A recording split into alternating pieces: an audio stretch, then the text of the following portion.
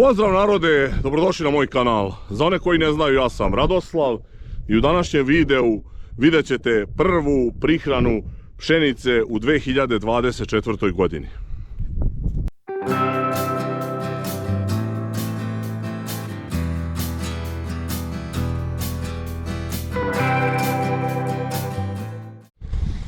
Evo Mika pregleda dejstvo cinkosana. Sve je standardno, znači Armatrak, ovaj Sulky DX20, tu je Agroglobo Aurea Rus iz Zmajevka. Sad šta se dešavalo s ovim videom? Inače, razmišljao sam se da li uopšte da ovo snimam, pošto imamo da li iz prethodne 3 godine prvu prihranu i već je to možda i dosadno da se non stop jedno te isto snima. Ali ovo sam rešio da snimim zbog toga što sam htio da čujem vaše mišljenje. Evo sada je 22. februar. Vreme je već prilično toplo, a ja nažalost nisam uspio da nabavim an. Imali smo neke kupljenih 5 tona ureje, imamo mi također naručeno i ovog timaka. Međutim, to nije stiglo i ja sam sada prinuđen, pošto su pšenice mi onako što od miševa, što od, nemam pojma da li je bilo podlubljivanja preko zime zemljišta, pojma nemam, imam na par mjesta dosta to loše izgleda. I onda sam rešio da mora da se baci đubrivo, posebno što najavljuju za subotu kišu. Sad, kako ću tu proći, ja vam kažem, zato bih voleo da čujem vaše iskustvo i šta vi mislite o ovako kasnom bacanju ureje. Evo vidite, sipamo Mika i ja na dvije strane, popunjavamo rasipač, jednu paletu ćemo cijelu izručiti 1000 kila, ići ćemo nekih 175 kila po hektaru na ove njive, gdje ću ići dvije prihrane, a gdje ću ići 3 prihrane, tu ću ići oko 135-140 kila po hektaru. Evo, našli smo, kao što možete vidjeti, ima najviše u D i u E. To je otprilike ovo što smo ovdje pronašli, to je neki azot pulan, to je poljski, nemam pojma šta je to. Nebitno, to je 34, znači to je vjerojatno neki an, ovo bi trebalo se uklapa. Ukoliko ovo nije mnogo lakša ovo ureja, i sada ćemo podesiti na 10 km na sat. Mi idemo nekih 175 kila. Sad to ovdje nema. Znači mi idemo između 18 metara. To bi trebalo između 13 i 14. Ja ću staviti 14 i 32. 132. To bi trebalo budu podešavanja. I tako ćemo da radimo. Sad jedino razmišljam da stavim da idem brže 12 na sat, pa da pojačavam malo da bi bolje curilo. Da, tako stavit ćemo mi na 15, ali ću ići 12 na sat. To je malo moja neka moje mudrovanje. Ali bit će dobro, već smo mi to testirali prošle godine bez problema, tako radi i bolje curi, zato što bude veća rupa, veći je otvor za curenje ovog veštačkog đubriva.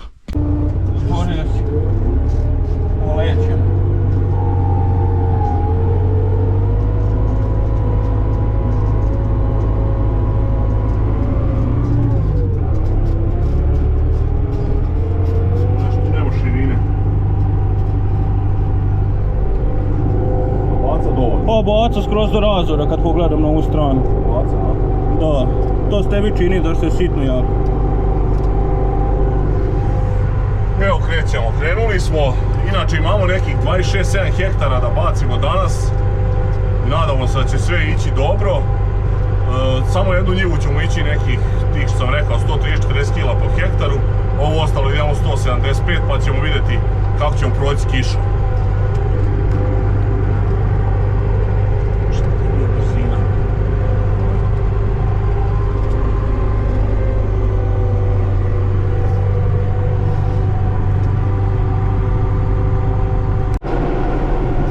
Sad sam na drugoj njivi, ne znam da li sad ovdje možete vidjeti, možete sigurno, ima puno ovih obumaka od miševa. Ovo mi je generalno najlošija pšenica ove godine, što se tiče sklopa i koliko je pojedena, ali nadam se da će uspjeti nešto izvući, barem s obzirom kako sam prethodne 3 godine imao lošu situaciju u ovo vrijeme, gdje je bilo još mnogo lošije stanje. Ja sam sada prvi put optimista. Evo, Mika pregleda da li rade rupe od miševa, pošto smo sad ovo zadnje što smo koristili cinkosan, moram reći da nije bio dobro urađen i da smo ga čak deo smo i vratili nazad i uzeli drugi.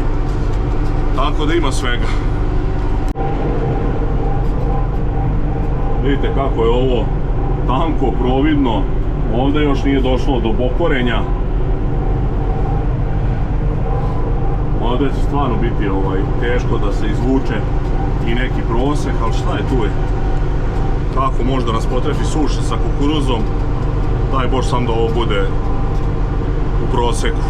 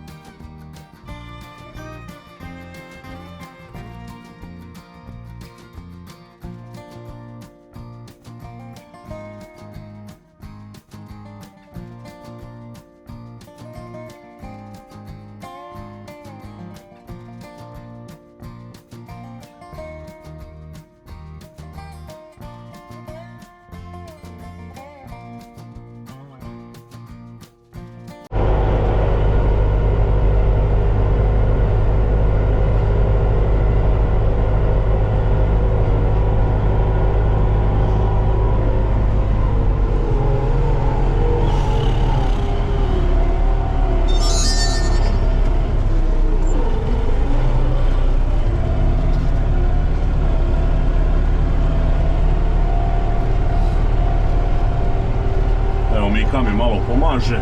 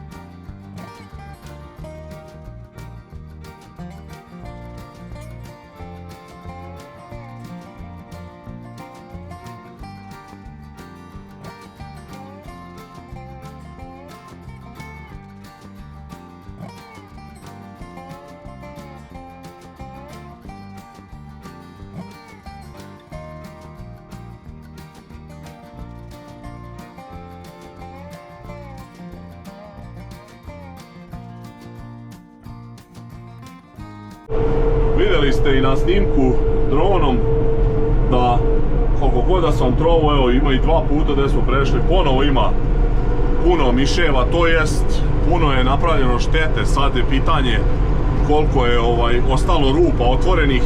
Mika će doći ovo da povalja pa ćemo time lakše vidjeti da li su rupe zatvorene, otvorene. Uglavnom evo završio sam treću njivu, za sad smo uradili nekih 10 hektara malo jače. Imamo ovdje još nepuna 2 hektara i onda prelazimo u drugi kraj sela.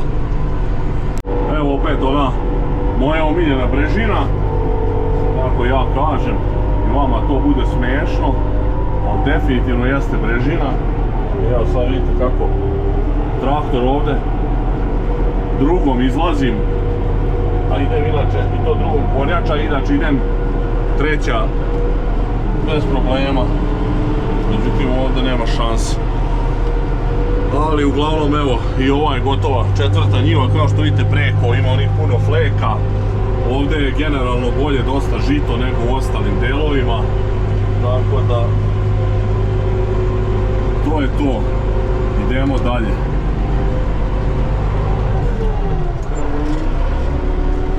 Evo vidite, Mika čeka, sada smo završili nekih 12,5 ha.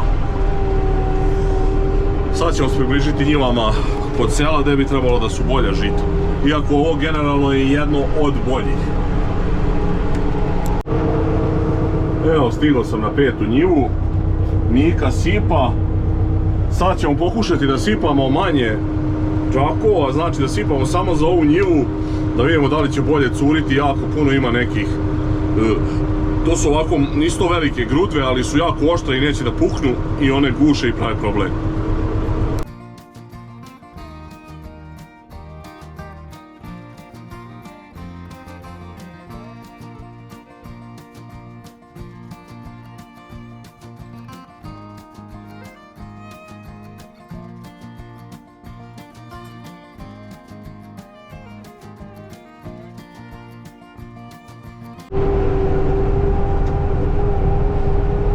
Ovdje je bio isto ozbiljan napad miševa, ali smo provali, ima i dalje, ima ovih umaka gdje fali, ali šta možemo, generalno žito nije tako loše.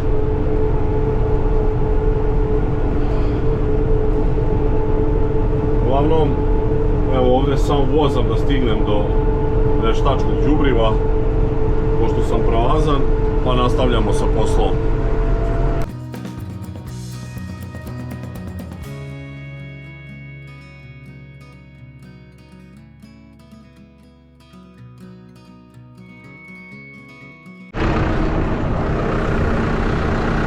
Evo, stižem na sljedeću njivu.